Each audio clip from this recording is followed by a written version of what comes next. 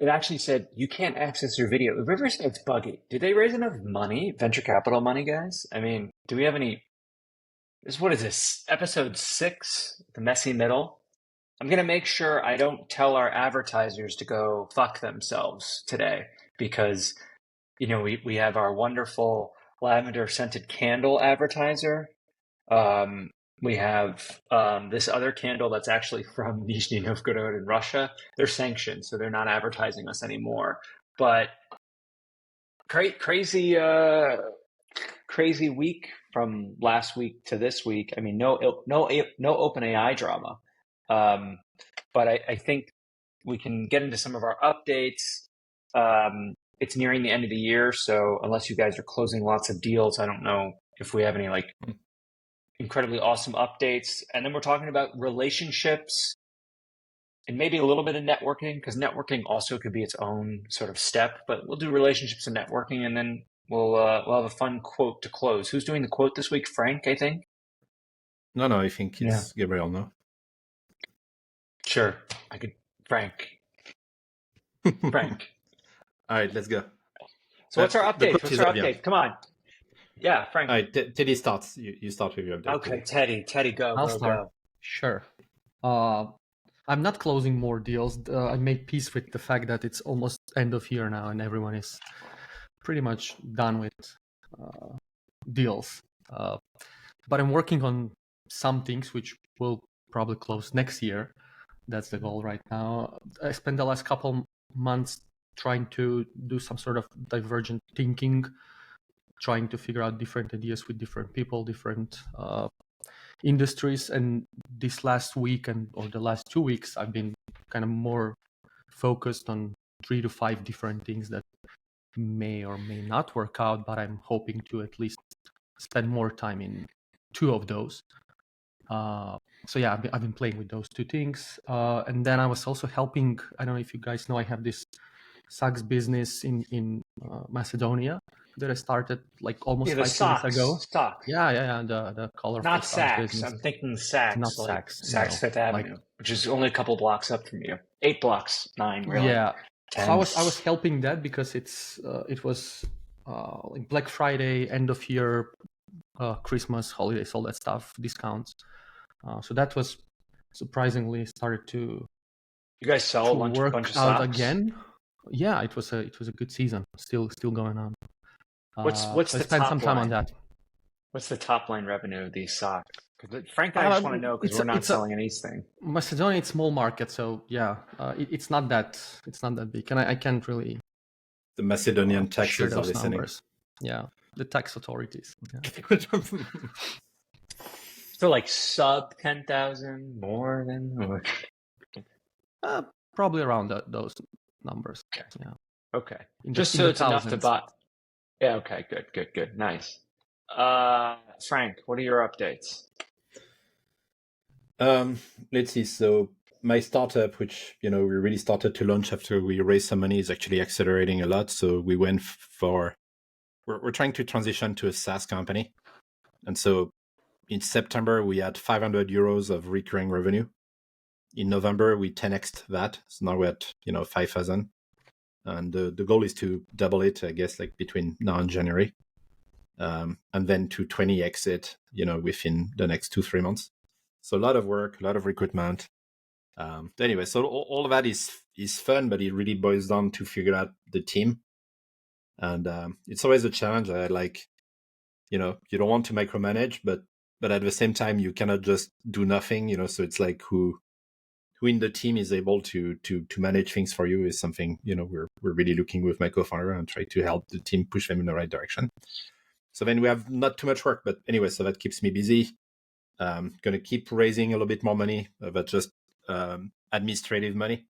So in France, you can make money just by filling a bunch of reports, and that takes some time. So at the end of the year is a good time to do that. And it is like 400,000 euros, so it's worth the paperwork for a few days of work. Can anybody do that in France? Like, if you're like, do you have to be a French citizen and applying for it, or do you have to be a French company? I think you just have to be a French company. But the truth is, does it in France or in Europe, Yeah, I mean, if you're in France or in Europe, the truth is, it's amazing how many of these things there are out there. It's just like it's almost a job of itself to know what exists.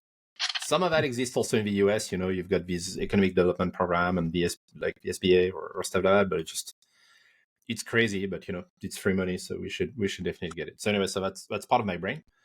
And second part of the brain is a little bit of work we're doing with Teddy. But like I keep thinking, I have to convince myself of something. Like right now, I have a lot of AI ideas, and all of them are like they're okay ideas, but I feel like I've got the basis of what the idea would be, but I don't have the idea yet. And it's kind of hard. It's like when you write something, and it's good that Teddy put pressure on me, being like, "Hey, I want this thing, I want this thing." Like I regret because I really want to come back to Teddy, for example, and say, "Here's the idea, let's work on that." But at the same time, I realize that I have to take the time. Like whatever time it will take, I need the creative process of figuring out what the fuck it is, because if you anyway, like I feel I'm getting close, and so I'm excited about like figuring out what this rough idea will be. Where in your But body the do more you feel like you're getting close?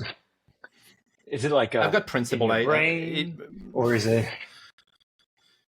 Yeah, it's in the guts and in the brain, right? There's my process whenever I find ideas is I'm always obsessed with, okay, I need to be right about the future. If you're right about the future, then you'll be right about the business. And right now, my horizon on AI is like 3 weeks. And you're always like, oh great, like let's do AI that's going to make customer support with voice generation and translation. And then 1 week from now, it's like OpenAI release, voice support. And you're like, fuck. And so it's like, anyway, so I'm okay now. I'm at peace with, I have no idea what I want to do yet, but I look at the basis and I focus now around that, and I read books that have nothing to do with that. And I'm trying to just be like, okay, it's cool. Like it's worth relaxing, or figure out something. But I've got the principle. We can talk about it later. But the principle we talked with Teddy about it would be, one is the agent-oriented programming. So whatever you do, you break it down in agents. It's very powerful. And the second one I used to call exoskeleton, but now I almost want to talk to it as a sixth sense, which is, to me, AI doesn't have consciousness. So you cannot tell AI, go do something. The way AI works is it works well by interacting with you. But what everybody, like if you do an AI psychologist, for example, sorry, maybe I'm talking too long, but I want to just express what I'm thinking. It's fine. If We you go like for when you talk long. Okay. If you go to an AI psychologist, for example, you'll be, it's not a psychologist. This thing doesn't think. It doesn't. You don't trust the content. You feel it's useless content. So it's going to mimic something, but the quality is bad. So when you pass the hype, then you feel like, I'm not going to replace a psychologist by an AI. I'm not going to replace an engineer by an AI. Like, it can generate code, but it's not as good. So knowing that, to me, I feel like the value is going to be into things where the AI watches you and extract information from watching you or watching other people, and then say, hey, by the way, I think that could be useful. So I'm trying to figure out what's the right interface for pushing information that's useful, and that doesn't require you to just spend a lot of time explaining shit to the AI, or that it does it naturally. So I know if there's something there. I've got a bunch of ideas around that, and I'm getting closer, and so that's it. But I feel like the future of AI will be us talking, and at one point the AI would say, oh, you got this email. It reminded me of when you talk about that. So I think about it as like some smart memory that connects dots for you. It's like Rewind AI. Yeah, Rewind AI is trying to do something like that. So now I'm like, I've got that as a basis, and I'm like, I don't know. And if I have zero ideas, what I think my nuclear button will be relaunching Recorp and make it like a company that implements AI as a service, and at least get paid. Yeah. There's always the nuclear option. We always have the nuclear option. The nuclear option is consulting. Fuck it. We're expert in AI. Work with us. We implement AI stuff, and at least we make some money while figure that stuff.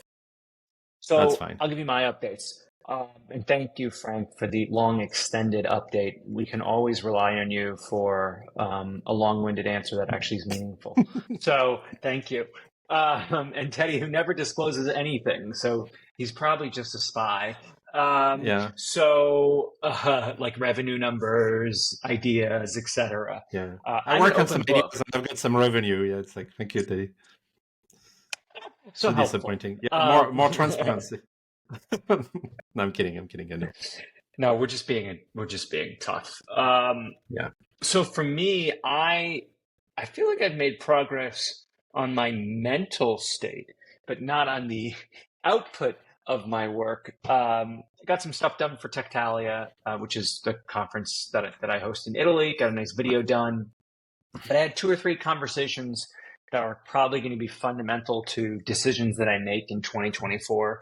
One with a close mentor of mine who is now facing sort of a diagnosis of an incurable diagnosis of a disease that kills you within 2 to 3 years. We had that conversation on Friday. I've known the guy for like 15 plus years, and he's incredible. And why our conversations are so great is I can, before I even get on the phone, before I open my mouth when I get on the phone, because mostly we do video calls, you can kind of tell my mood. And he provides a very succinct answer of what I should do. And he was like, you just need to act on something. He's like, you're at the point where you're looking for the best thing next versus just something that's workable to get you going. And I kind of agree with that. And then the other thing I thought was interesting coming up with your update was I had a great conversation with the founder of a company. Well, it's open source, but they were a company, Magento, and they were a big e-commerce open source system for, I mean, still probably really big. Sold to eBay for 180 million. That was really cool. And he's like, look, we first started actually as a service business, and we were an agency for e-commerce companies. And this is like 2005, 2006, maybe just like a hell of a long time ago. And he's like, and then we saw that we actually could build the stuff better than anybody else. So we fired all of our clients, created Magento, and it was first a services business. And he's like, and then we saw that people were able to do the service better than us in the open source community. So we said, okay, we're no longer service, we're just going to build a product around it. So I thought that was an interesting way. And first time entrepreneur, sold it at like 38, 39. So for me, I continue to have lots of conversations with incredible founders.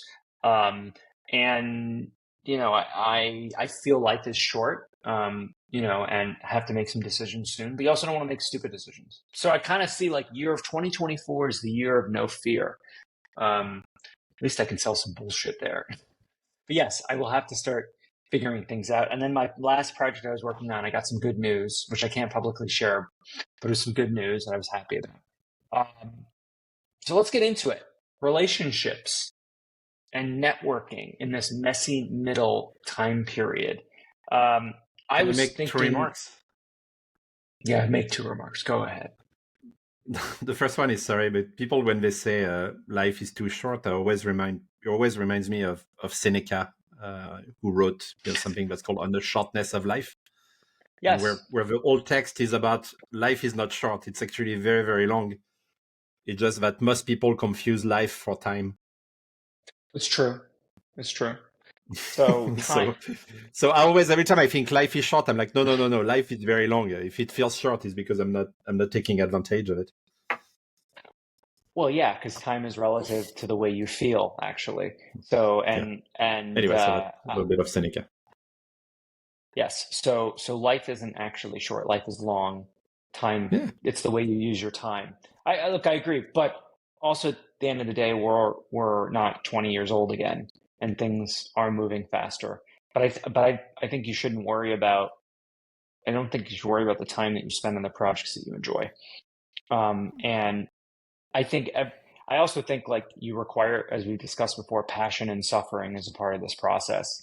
And sometimes totally. the passion and suffering could just be boredom. But a way to combat that, I think what we should discuss a little bit about the relationships. And I thought we could structure it in a way. There's like close relationships by no choice, which is your family. There's close relationships by choice, which are like our friends here and our partners. And then everyone else. And I don't know how you guys have experienced it or seen it over the years in between your messy middle. Which relationships are good, which relationships are bad, and which relationships tend to be a surprise. You guys are too quiet. What's going on? I'm politely waiting for Teddy. but he's muted. He doesn't He's remember. muted. You're muted. You're muted. I've been There talking this shouldn't be a whole mute time. button on here. There should not be a mute button. There should not be a mute button on Riverside. You go. We should. No, I wanted to share my different type of grouping that I have, because you have just because someone is your relative, you're born that way, doesn't mean that that's a relationship you want to invest in or keep. And equally, on the other side, you have people that are coming in your life later, and then they become part of your kind of relationship circle. So in my case, I have what I call the everyday group, which is the people that I'm talking with almost every day, a couple times a week for sure. So, like, you guys are, for example, part of that group. And these conversations can be about work, can be about I'm not sure, Gabriel. The way I hear it is like, so I've got McDonald's. I can eat there. I can eat there every day. Yeah, I'll give you time to come up with feedback. Let me just finish the grouping first. But it's very rare relation. I don't use them too much. No kidding. Not use in that sense. Peter Lugers. You don't wanna. Yeah. You don't wanna have the just because you're family with someone to like be. I feel special. Investing in that. Yeah, you should.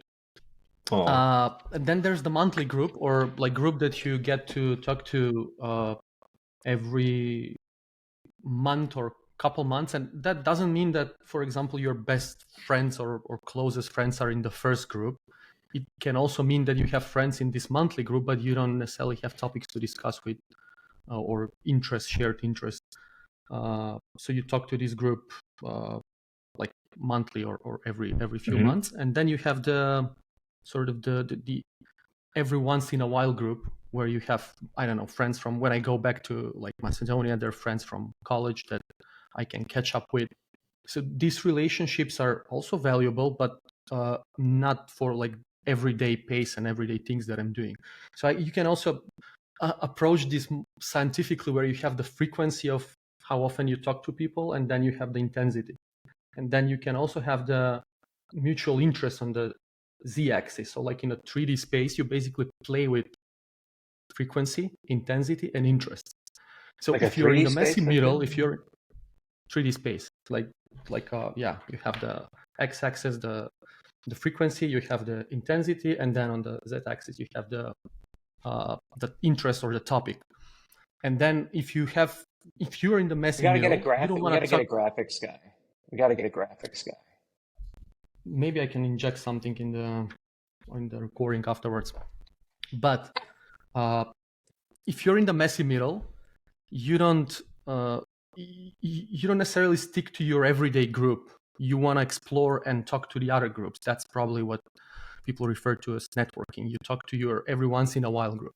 You try to reconnect and be more open with these people that are typically in the every once in a while group, and you bring them closer. So you increase the frequency of conversations with these people, and that becomes your everyday group until you figure something out. So when you are in that messy middle, it's important to not just stick with your everyday group. Quite the opposite. You probably need to take a break from your everyday group and talk to the broader audience, to the potential friends from the past and new friends from the future in the every once in a while group. And then you have also people that you should probably stay away from. They're not necessarily that could be part of these groups, but as soon as, again, in my case and for me, as soon as I sense drama or pessimism, that's the moment for me to say no to those relationships. Sometimes it's hard, but definitely helpful in my personal journey longer term. So that's my kind of observation. These three different groups, and you basically play with the three things: the frequency, intensity, and the topic of interest. That's a very engineering approach to it. No. Friendships. Yeah. Today has no feelings. Like, it looks at you, you're Gabriel, your frequency that much and amplitude that much. You're in my database. In fact, you're just basically an outlier, so we're just going to throw you in. Yeah. Who do you stay away from? Drama Teddy. and pessimism. Drama and pessimism. Interesting. Yeah. So you don't like to go see any dark Shakespearean plays? Frank. What do you mean? No, I'm saying. Yeah, sure. Just say. That was because drama and pessimism is Shakespeare. Yeah, on my end, I would say, I mean, two or three things. Family, you don't have a choice. It's been the same for thousands of years. I think family is. I like family because it could be people very different from you, but you don't have a choice. So it's kind of keeps you in reality. You see some of them for weddings and for funerals. Your direct family, I guess, it's different. Every family has drama of some sort. It's normal. But the one thing I think is consistent with my family is I don't think they ever understood what I was doing for a living. As much as I try to explain what I do, I think for some reason they're not really sure. So I don't know. So that's number one. But at least you're sure, right? Yeah, sure. I guess. But the second thing I think is as you get older, also there's something that changes, right? It's like when you're young, you have a lot of bandwidth for friends. I forgot there's like this graph about loneliness, and it shows loneliness through time. And basically, the older you get, the lonelier you are. Because then you get married and then you get kids, and when you have kids, your rhythm is different. It's not gonna be like, yep. Yeah, it's like, hey, Gabriel, let's hang out. I can today, and after a while it doesn't work. So what I know is you need to put effort, into relationships. And if you don't, you're just super easy to get disconnected.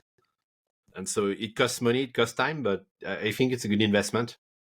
And so that's number one. I've realized that there's a cost to friends, and it's important to invest in it, because if you don't invest in it, then you're going to be lonely. And I know Gabriel is thinking about what I'm thinking because I can measure it. How much does it? How much does it cost to be my friend versus Teddy's friend? You guys are kind of the same. I mean, between flying to Tectalia and paying for the ticket, or going to Macedonia through 100 flights, it's kind of the same. You guys are equally expensive friends. So I think there's that, and I think the second thing is, I think investing in friends you already have, making new friends also is important. So I'm used to that because I've moved to so many cities. So I've got a couple of friends, and the same. Like I think I don't do it intentionally, but I always end up with people who are somehow successful. But I do believe that, if you surround yourself with, I don't mind people being negative.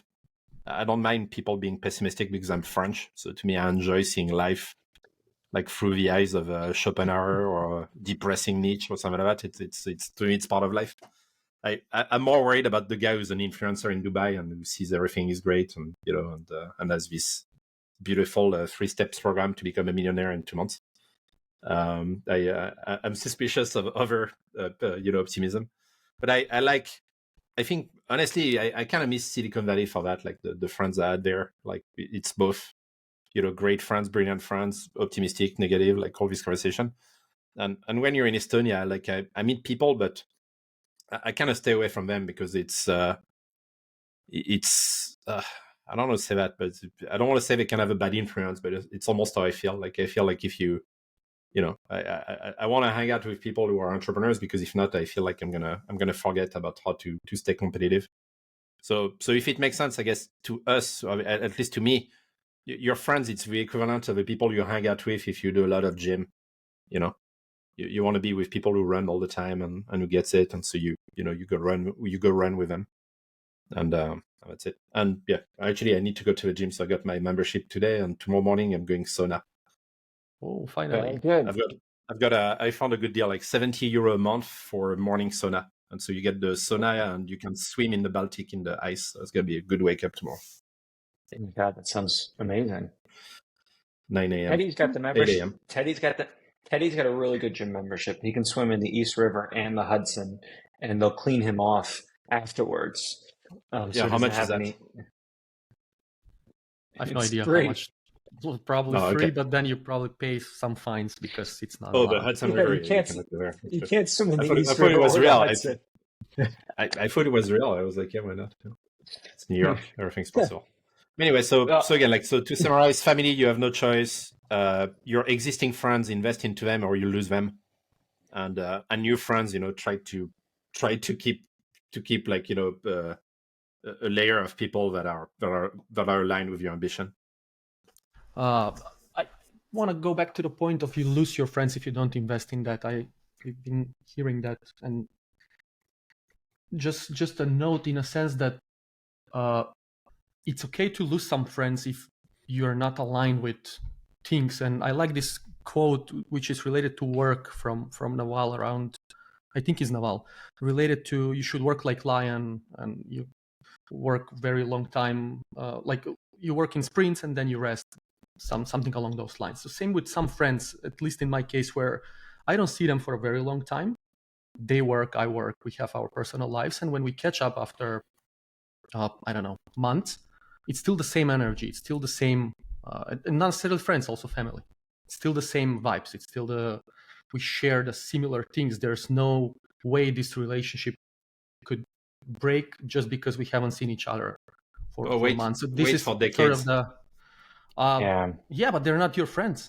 They're I'm talking about this every once in a while group where you see these people maybe once a year, maybe even like 2-3 years. And yeah, maybe sorry to put it in perspective. To put it in perspective, you and I, we immigrants, and so I think it's a different dynamic. When we're talking about that, if I was like I'm staying in Paris and I grew up in Paris, and then I'm going to talk about my friends' dynamic.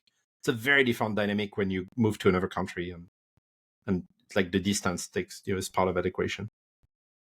Yeah, and I don't have an experience of living in another country other than spending a month or 2 or 3 months abroad, and where I would like to cover how my sort of thoughts on this and experiences, relationships. So, I think as you get older, Teddy, it's you guys both have very different experiences because you've moved places.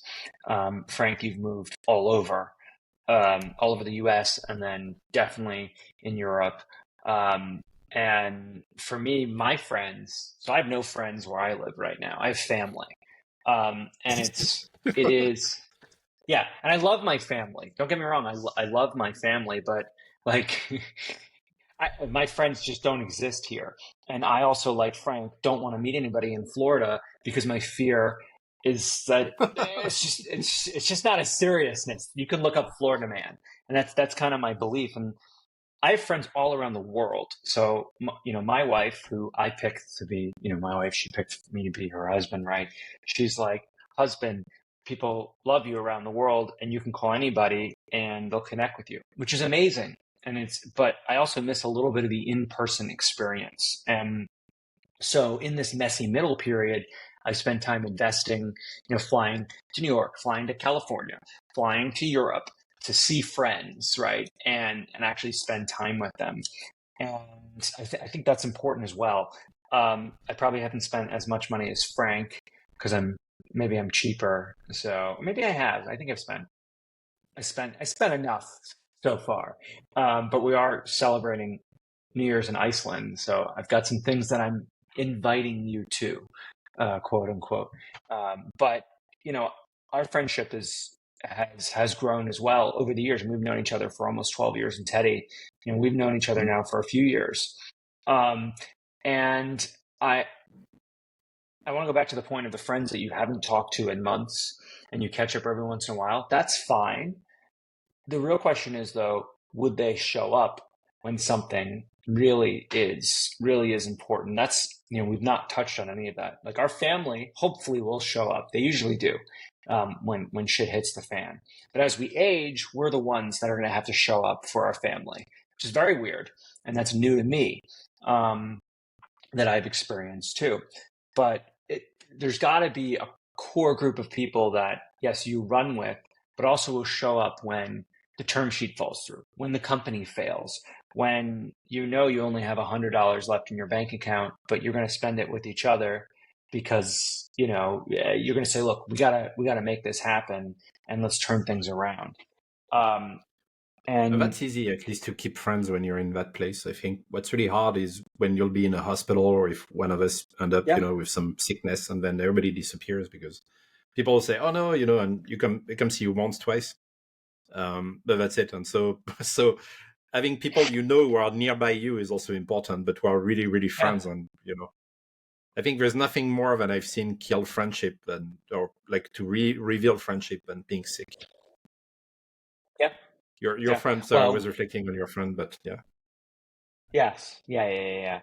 And also, Frank, when you had the accident earlier this year of hitting your head, which we didn't even talk about last week, I think we were talking about stress or something. What was our Right. theme last week? Rest. And we were talking a little bit about stress, and I remember, as soon as it happened, and you're like, no, it's fine. It's not a big deal. And we're like, and Teddy called me, and Teddy and I had probably a 20-minute conversation about how worried we are of you because, you hit your head, and your head's like probably one of the most important parts of your body. So, Yeah, it's pretty solid too, so that's good. I'm glad. But thank you. yeah. So, but I think from a relationship standpoint, this is, we're actually all pretty good at relationships. That's why we're having these conversations. And we didn't touch on the networking piece. I almost feel like we should save that for another Yeah, episode, so because that's more driven. But like for this, it's when you're in I mean, I don't know for you, Frank, sorry, but for me, I would say a lot of my networks are friends, and so that's why I'm not really good at networking, to be honest. Like I know I'm thinking about my other company, and my CEO reached out a lot and say, "Can you make intros?" And I'm like, nothing comes in mind. Like to me, I have a really hard time tapping into my network to use it. I have no issue tapping into my network to say I've got something that's going to help you. And so it's although it's fine. I mean, it's fine to call people and say I need help. I think that's totally fine to ask for when you can. But I feel like I see some people I'm connected to, and you can tell. And I wrote an article about that, I think, years ago, which was called like "Don't be a social leash," And I feel like that's a really really bad strategy, like to just dry your network.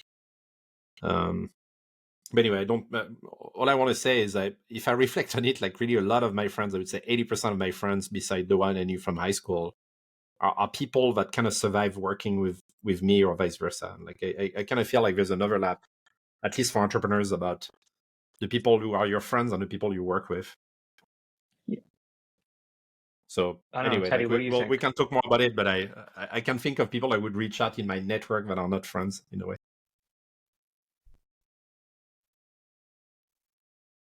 What do you think, Ted? I want to work with friends as long as share the same interests. Otherwise, they're just friends, and it's hard to work with people that are in your, again, every once in a while group that are not sharing probably the same interest as you. So I have a lot of those people that are just friends, but we don't talk about work. Although I would prefer sort of the opposite approach, where I can also work with them. I love working with friends. Yeah, and Yeah, same. And if I think about it, like for my last company, Electis, like when I started to work with Gilles, like we knew each other a little bit. So it was maybe a little bit of friendship, but it was mainly work. But after working for a while, then friendships developed, which is interesting. Well, look, I'm more used to that, And I think Frank. vice So, versa, right? Gabriel, you can talk about it, but work can kill friendship too. yeah. Yeah, for me, I'm used to building. So if I was friends with the person before I started the company, most of the times that relationship dies for a little bit because of how difficult the company was. And I don't know if that's maybe from a lack of maturity from me, the company, or the people. But the only time where I've seen it, where I've been actually come out of it and still remain friends, actually, it's this last project that I worked on, and maybe because it was a little bit more less drama than a startup. But I've always had to take a breather from my friends that I worked with on companies, and most times because they didn't go extremely well, or we were just burnt out from hanging out with each other, and that's always been a concern of mine, is starting something with friends, because I don't want to lose friends. And I like working with friends. Like obviously we're doing this podcast together, but this podcast is not our income.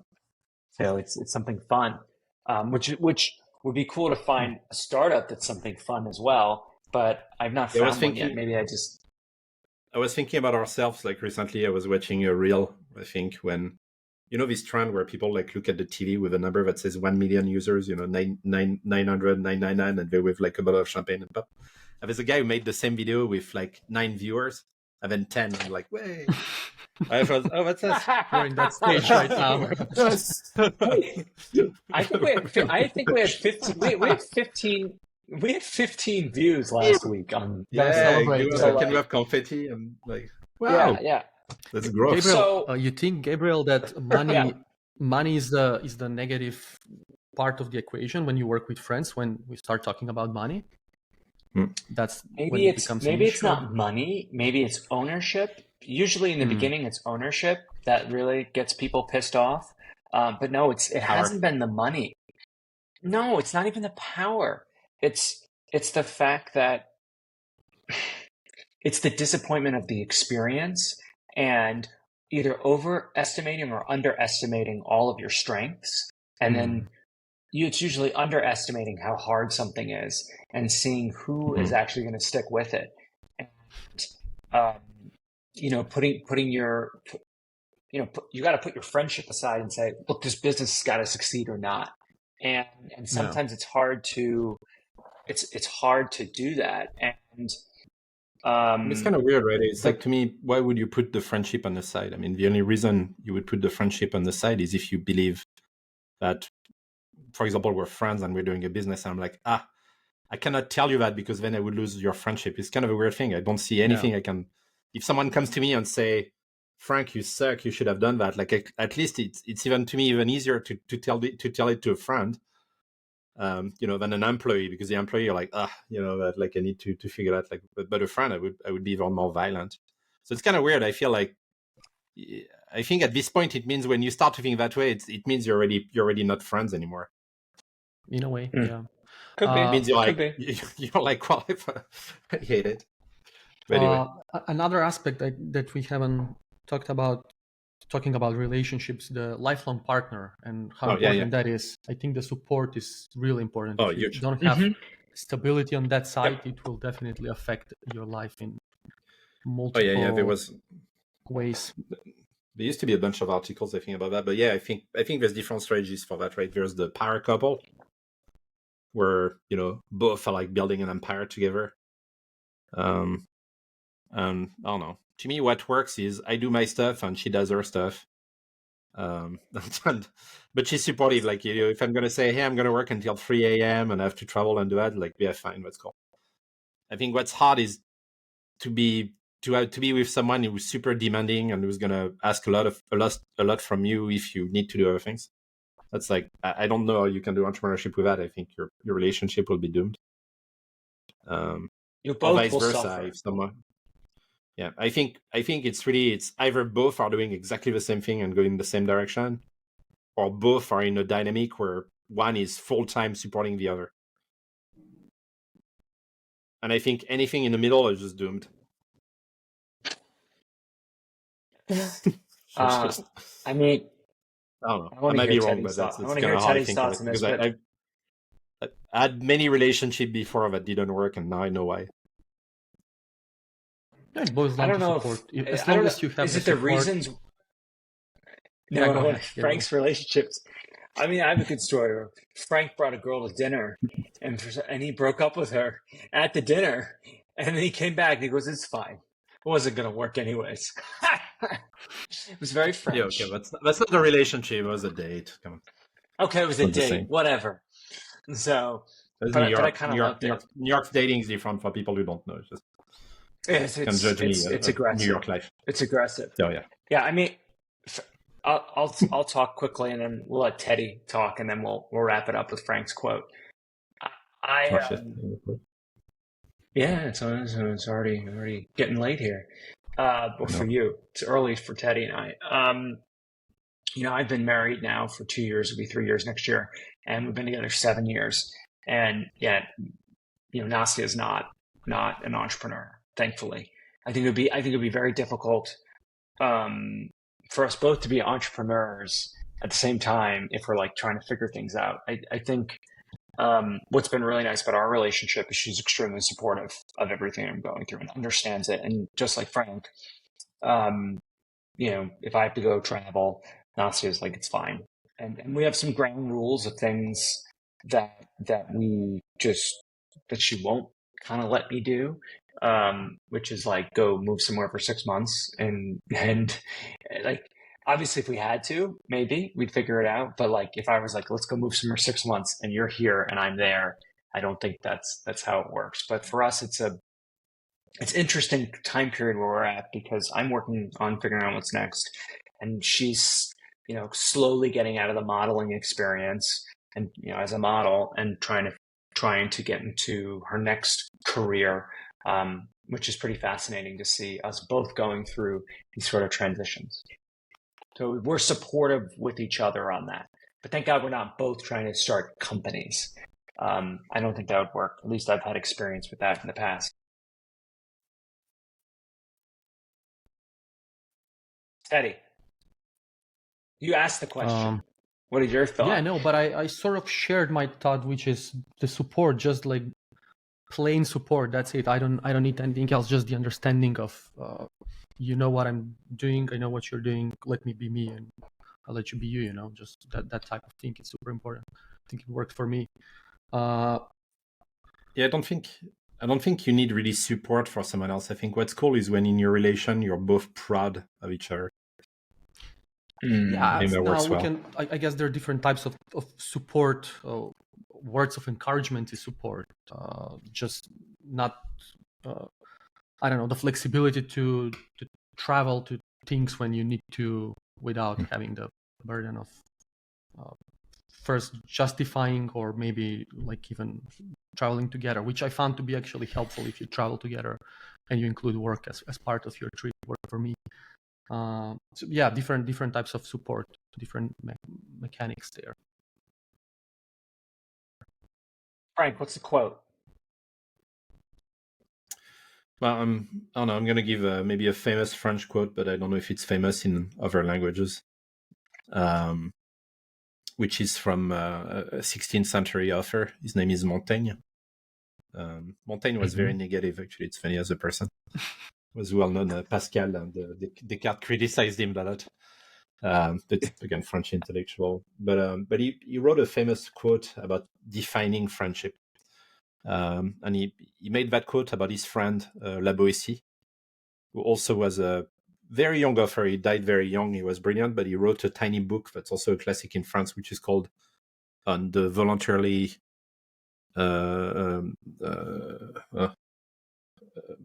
Obedience, I guess would be a translation. So the book was about why people obey when they could be free. Anyway, and so Montaigne was a very good friend of him. And the quote is very famous in France to define friendship, and I find it beautiful. And it says, because it was him, because it was me. And so that's it. To me, it's a beautiful... parce que c'était lui, parce que c'était moi. And that's the justification of friendship. It's very beautiful, yeah. It's like, what's friendship? And friendship is... it's this thing. It's you and me, and why? It's because it's you and because it's me, and it's something beautiful. I like this quote. That's true for any relationship. Yeah. Wow. So that's it. So my quote. What a poignant moment. So, Welcome. Yeah.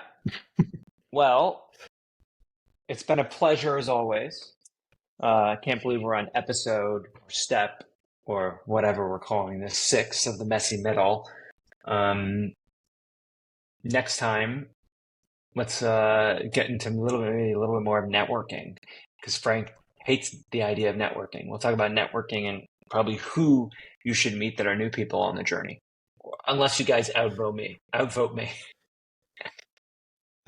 Yeah, no, I really don't like networking because it seems you're. We could talk about it next week. Why you don't like it? Okay, save it. We'll talk about it next week. Let's save it. Let's save it. Okay, thanks, guys.